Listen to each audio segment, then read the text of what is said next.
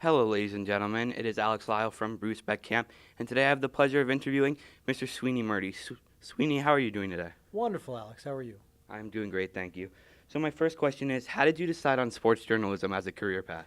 Well, when I was growing up, I always liked sports. I just realized I wasn't good enough to play it at any level. So when you watch it on TV, listen on the radio, all of a sudden something clicks that those guys have pretty cool jobs, and that's kind of where it all started for me.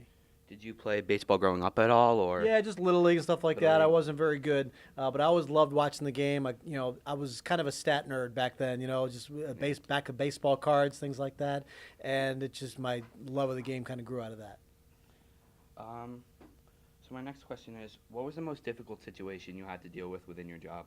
Ooh, that's an interesting question. I'm not sure that one jumps to the top of my head. I think every day kind of presents its own challenge. Like Yeah. right now, when we're talking, it's close to the trading deadline, and that kind of never stops. You can't, when you're at lunch, you're worried about what's happening. When you're asleep, you're worried about what's happening. Yeah. So those are the kind of things that present challenges at this time of year.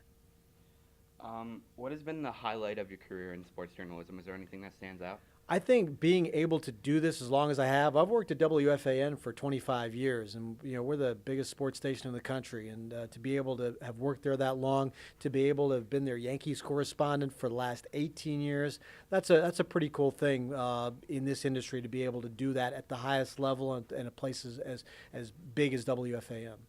And lastly, I think many people want to know this. What do you predict for the Yankees' upcoming rest of the season?